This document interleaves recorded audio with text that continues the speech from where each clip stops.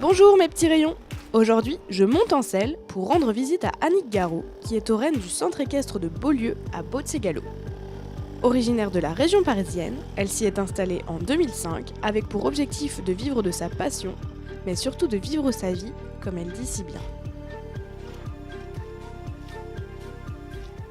Bonjour Annick. Bonjour Adeline, comment ça va? Comment ça va? Ça va bien.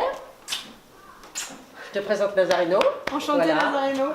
Mon cheval. Alors après une première vie à travailler dans un bureau d'achat à Paris, comment as-tu atterri ici à Grandchamp et qui plus est avec des chevaux? C'est un rêve de longue date. J'avais déjà mes chevaux en région parisienne et le cheval de ma fille aussi. Et un jour, je m'étais dit qu'il serait quand même plus heureux à la campagne.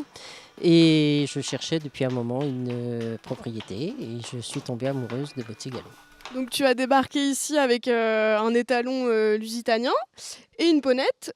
Aujourd'hui, il y a une quarantaine de chevaux. Comment tu as développé ce lieu? Bien, mon lusitanien était un étalon, donc je lui ai acheté et je lui ai trouvé une femme. Il a fait donc des bébés, puis un bébé en entraîne un autre. Et la ponette de ma fille avait fait les championnats de France et je me suis fait aider par un éleveur local de Brec, M. Tamarin, qui m'a trouvé un étalon magnifique. Et puis pareil, il y a un poney, on entraîne un poulain, on entraîne un deuxième, un troisième. Et on se retrouve comme ça avec 40 chevaux. Donc aujourd'hui, quelles sont les activités du centre? Alors nous sommes écurie de propriétaires déjà, donc nous avons des chevaux de propriétaires en pension, nous sommes centre équestre et chambre d'hôtes aussi de temps en temps, mais vraiment c'est le cheval avant tout. L'élevage maintenant j'ai levé un peu le pied parce que je ne rajeunis pas. On entraîne des cavaliers à l'obstacle, on fait travailler des gens au dressage et en la promenade aussi, puisqu'on a la forêt juste derrière, le bois de Bottegalo et toute cette campagne magnifique.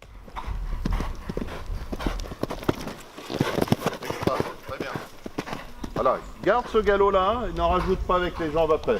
Redresse-toi. Sans pousser. Sans pousser. Donc finalement, ton objectif, c'est un peu de mettre le pied à l'étrier des jeunes passionnés, enfin des jeunes ou de tout âge d'ailleurs. Des jeunes et des moins jeunes effectivement, parce que nos premiers cavaliers, on commence au baby poney, ils ont 3 ans et demi, le plus jeune je crois, et le plus âgé, je ne le dirai pas. Surtout que le plus âgé, j'en fais partie, donc je ne dirai rien.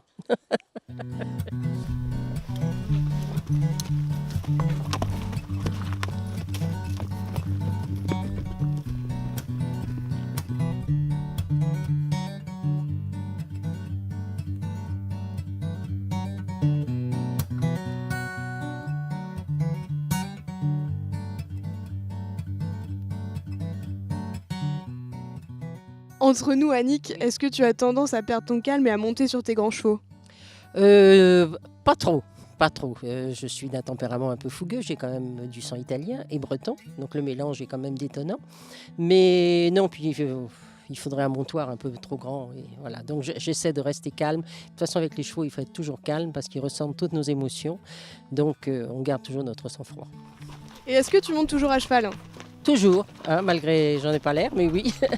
J'arrive à monter 3 fois par semaine à peu près, mais je monte plus de jeunes chevaux, c'est fini, ça c'est place aux jeunes. Et je monte mon cheval espagnol de dressage et on va se promener dans la forêt tous les deux. Il choisit sa route et moi je le suis. D'accord. C'est lequel d'ailleurs ton cheval préféré, c'est lui? Mon cheval c'est Nazareno, donc qui est né en Espagne. Mais mon cheval préféré, je crois que c'est mon étalon né ici, qui est le fils de la ponette de ma fille, qui a été le démarrage quand même de l'élevage et qui est celui-là, je le vendrai jamais. Avec le recul que tu as et l'expérience que tu as, qu'est-ce que tu conseillerais en fait aux gens qui ont envie de se lancer dans un projet un petit peu fou? Je l'ai fait, donc je ne vais pas déconseiller de le faire, mais il faut le faire avec beaucoup de... Disons qu'il faut déjà un bagage financier quand même un petit peu important. Il faut aussi se faire conseiller par des gens compétents. Il y a des chambres d'agriculture pour ça, il y a des chambres de commerce, il ne faut pas hésiter. Et il faut aussi avoir des examens, des diplômes importants, le monitorat dans les chevaux et faire ça vraiment sérieusement parce qu'on ne peut pas faire ça en amateur. Voilà, des paroles sages. N'hésitez pas à écouter Annick ou à la contacter d'ailleurs pour qu'elle vous donne des conseils sur l'avenir. Merci Annick de m'avoir accueillie et puis à bientôt. Avec plaisir, quand tu veux. C'est avec un prix Grégam Jump que je repars fièrement sur mon fidèle destrier qu'est la Meule. La raison de ce prix, selon Annick, j'ai réussi à monter la côte jusqu'aux écuries. Et oui, ça se mérite. Vous aussi tentez votre chance. Annick vous accueillera comme il se doit à l'Orée du Bois. À bientôt mes petits rayons.